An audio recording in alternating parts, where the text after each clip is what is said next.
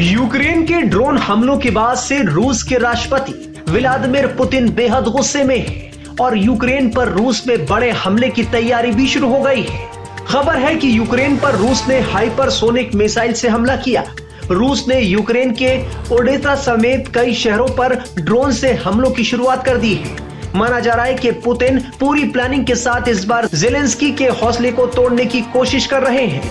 रूस अपने तमाम बॉम्बर और एयरबेस का बदला लेना और यूक्रेनी वायुसेना और उसके ठिकानों पर घातक मिसाइलों से हमला करने वाला है। माना जा रहा है कि रूस एयरबेस का बदला एयरबेस जलाकर लेगा। रूस बॉम्बर का बदला यूक्रेन के F-16 और मिराज विमानों को जलाकर लेगा। लेकिन सबसे बड़ी सजा देने की तैयारी इस बार ज़ेलेंस्की के लिए हो सकती है। इसलिए रूस के टारगेट पर यूक्रेन के 2 शहर हो सकते हैं, जिसमें पहला नाम कीव का है और दूसरा ज़ेलेंस्की का होम टाउन क्रीवी रिह। ओडेसा में रूस के ड्रोन से लगातार हमले हो रहे हैं। यूक्रेन के कई और शहरों को दहलाया गया है। यूक्रेन के चिर्निहिव पर लगातार हमले हुए हैं। रूस ने दावा किया है कि उसकी सेना ने यूक्रेन में डोनेत्स्क से स्टाराया निकोलायेविका नामक एक अहम बस्ती पर पूरी तरह कब्जा कर लिया गया है। मॉस्को का कहना है कि यह ऑपरेशन बीते 24 घंटे में अंजाम दिया गया, जिसमें करीब 1500 यूक्रेनी सैनिक मारे गए हैं। रूसी रक्षा मंत्रालय की ओर से जारी बयान में कहा गया है कि ये बस्ती मुक्त करा ली गई है। बता दें कि डोनबास दरअसल डोनेत्स्क और लुहांस्क इलाकों को मिलाकर कहे जाने वाला नाम है, जो कि लंबे वक्त से युद्ध का सबसे बड़ा केंद्र बना हुआ है।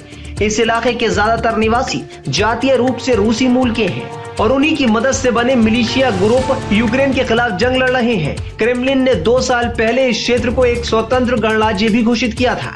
पिछले कुछ हफ्तों से रूसी सेना ने मिलिशिया गुटों की मदद से यूक्रेनी फौज पर जमीन से लगातार हमले तेज कर दिए हैं। इसके साथ साथ ड्रोन और मिसाइल अटैक भी लगातार जारी हैं।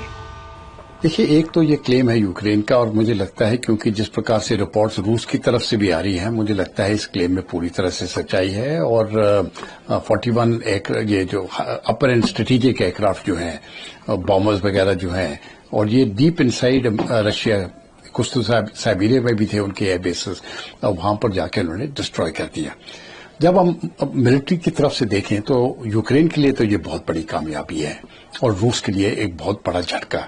लेकिन अगर मैं जियोपॉलिटिकल सिचुएशन देख रहा हूं तो मुझे लगता है अभी बुरे दिन आने वाले हैं। रूस इसको कभी छोड़ेगा नहीं।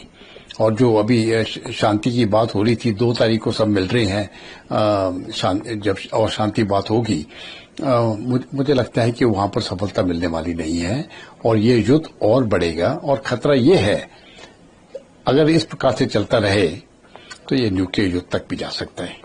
रूस यूक्रेन के बीच में करीब 3 साल से जारी जंग अब खतरनाक मोड़ पर पहुंच चुकी है। यूक्रेन ने 1 जून को रूस के हवाई ठिकानों को निशाना बनाते हुए उसके जमीन पर मौजूद 40 बॉम्बर प्लेन को तबाह कर दिया था। यूक्रेन की सुरक्षा सेवा के मुताबिक इस ऑपरेशन के कारण रूस को $7 अरब का नुकसान हुआ और उसके एयर मिसाइल कैरियर के बेड़े का 34% नष्ट हो गया। ने अगर इतना अंदर, रशिया के इतने अंदर ये अटैक किया है तो ये बगैर लोकल सपोर्ट अंदर उसको हासिल हुए नहीं हो सकता। और हम इसी लोकल सपोर्ट को 0.5 बिल्कुल सही बात करते हैं। आधा फ्रंट वॉर हिंदुस्तान। यस बिल्कुल सही है। मैं एक और बात कह रहा हूं, कुछ समय पहले आपको याद होगा सबको कि क्रेमलिन पे भी अटैक हुआ था, एक ड्रोन ने आके हमला करा था। बेसिकली क्या है, ये ज़ेलेंस्की अपनी मार्केटिंग कर रहा है और अब मैं आपको बताता हूं कैसे मार्केटिंग कर रहा है। दोस्तों, जब से ट्रंप आया है तब से दिनेश भाई क्या हुआ है कि ट्रंप ने बोला तुम्हारी फंडिंग बंद कर दूंगा।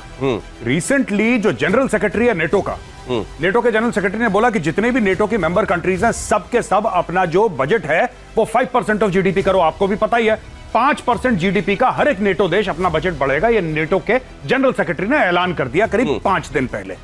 अब बात यह है कि ज़ेलेंस्की की फंडिंग हो गई है बंद। ज़ेलेंस्की को पावर में बना रहना है, वॉर टाइम जनरल अपने आप को देखता है। ज़ेलेंस्की दुनिया भर को और खास तौर से नेटो कंट्रीज को यह बोल रहा है कि मेरी ये कैपेबिलिटी है कि मैं 4000 किलोमीटर दूर जाके वार कर सकता हूं, चाहे मेरे ड्रोन्स ने वो फासला तय कराओ ना कराओ, इममटेरियल। मैंने उड़ा दिया ना, मैंने 40 हवाई जहाज उड़ा दिए, तुम उड़ा पाए? तुम नहीं उड़ा पाए। मैं हूं जो करके दिखा सकता हूं, लाओ पैसा। यही चक्कर चल रहा है इसका, ये मार्केटिंग कर रहा है अपनी। और आपको ये भी पता है कि तुर्की के अंदर इनका पीस टॉक्स होने वाले थे, और अवेयर पीस टॉक्स आज नहीं मंडे। अब क्या नहीं, अब एक बात बताइए, उस पीस टॉक्स का क्या होगा? उन पीस टॉक्स का क्या होगा? यहां पे तो एक दूसरे को मिसाइल मार रहे हैं, ड्रोन मार रहे हैं, कौन सी पीस टॉक्स? तो ये ज़ेलेंस्की ने जानबूझकर करा इस समय पे, जब रशिया तैयार हो गया था कि चलो ठीक है बात कर लेते हैं। अब इसका नाम जो इन्होंने रखा है, नाम रखा है इसका स्पाइडर वेब। ट्रकों से भेज दिए ड्रोन, करीब गए, वहां से उड़ाया गया उसको, और इसको कहते हैं कि डायरेक्ट जो है first party visuals, first person visual वाली ये ड्रोन है। ये समझाइएगा सर क्या होता है? हाँ, इन्होंने वीडियो भी इसका दिया है। मतलब वो आदमी जो चला रहा होता है, जिसको बम मारना है, उसको खुद वो व्यू मिल रहा होता है, यही है ना? First person. ये सैटेलाइट कंट्रोल्ड है, सैटेलाइट कंट्रोल। तो इन्होंने क्या किया, जो मतलब वो रिमोट से नहीं और सैटेलाइट से कंट्रोल है। कहां से कंट्रोल आ रहा है? क्योंकि वहां तक तो उनकी कोई सिग्नल जा नहीं रही है। तो उन्होंने सैटेलाइट से कंट्रोल किया, उसका ऊपर से छत हटाई, उसके अंदर छोटे छोटे ड्रोन्स रखे थे, उसमें 1-1 किलो के ग्रेनेड टाइप, इस टाइप के बॉम्ब्स थे। उन्होंने जाके विंग्स को हिट किया, इंसिडेंटली थे, उसमें से आग लगी। सर मेजर गौरव आर्या, अब इसको भारत के संदर्भ में हम समझना चाहते हैं। दो चीजें, एक तो ड्रोन का इस तरह का खतरनाक का इस्तेमाल। जी, पड़घा महाराष्ट्र में एक जगह है जहां एक जिसको 10 साल की सजा भी पहले हो चुकी है जी, उसने अपने आप को सुधारा नहीं, वो इसी तरह के कामों में लगा। एनआईए जब हम अभी बात कर रहे हैं तो दबिश दे रही जी। उस व्यक्ति ने 12 से ज्यादा जगहों पर मुंबई में अटैक करने की योजना बनाई थी इसी तरह के ड्रोन्स के जरिए। उसको वक्त रहते हमारी एजेंसीज ने नाकाम कर दिया। हमारी एजेंसीज की इसमें वाह वाह होनी चाहिए जी। दूसरे, ये तब भी कोशिश की गई जब हम ऑपरेशन सिंदूर कर रहे थे 9 तारीख की रात में, 10 तारीख, यहां तक कि 11 तारीख को भी उधर से आने वाले ड्रोन्स को वक्त रहते निष्क्रिय करने का भारत ने जो काम किया, क्या यह दिखाता है हम ज्यादा तैयार हैं? देखिए, हम तैयार हैं, पर हम लोगों की एक बहुत बड़ी प्रॉब्लम है, वी आर लार्जली रिएक्टिव। जब कोई ड्रोन के बारे में करता है तब यहां पे स्टडी होती है, तब देखिए मैं आपको एक छोटी सी बात बताता हूं।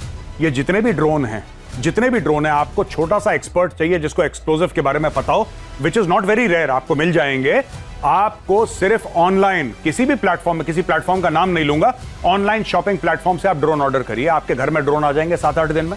उन्हीं को आपने वेपनाइज करना है। इसमें है कौन सी बड़ी बात? अगर आपने किसी एयरक्राफ्ट के ऊपर मोलोटोव कॉकटेल आती है, यानी कि एक नॉर्मल बोतल, कांच की बोतल, उसके अंदर आपने थोड़ा सा पेट्रोल डाला, आपने थोड़ा सा उसके अंदर मोबिल ऑयल टाइप का डाला, और उसके ऊपर आपने विक लगाया, आपने आग लगा दी उसके अंदर, ठीक है, और आग लगाई और आपने ड्रोन के थ्रू धीरे से भेजा, और वो आपने सस्ता, मतलब कि आपके 100-200 रुपए में बन जाएगा ये ड्रोन की कॉस्ट के अलावा।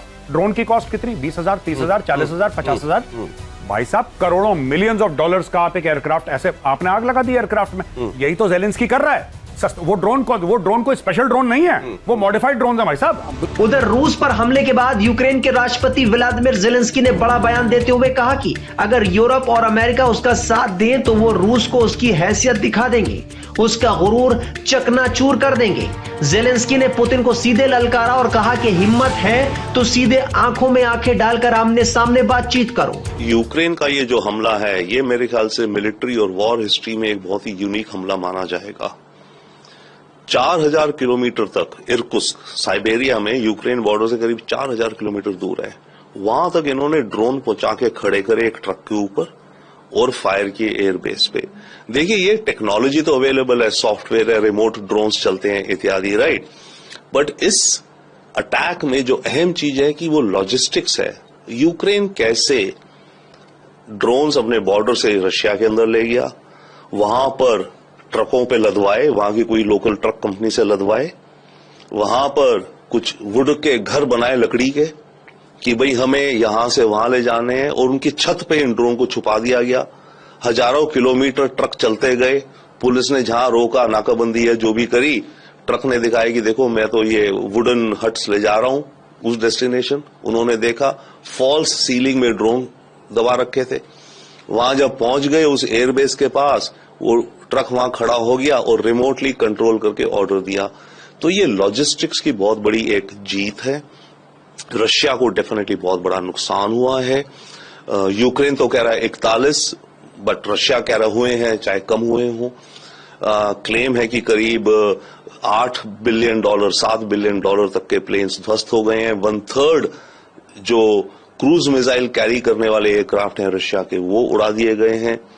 तो ये बहुत ही डीप और घातक अटैक है रशिया के ऊपर। एक्सपर्ट्स के मुताबिक हमले का पहला चरण यूक्रेन के सैन्य ठिकानों, हथियार डिपो, सप्लाई लाइन पर होगा। दूसरे चरण में यूक्रेन में ब्लैकआउट की कोशिश होगी, जिसके तहत पावर सप्लाई पर हमला हो सकता है।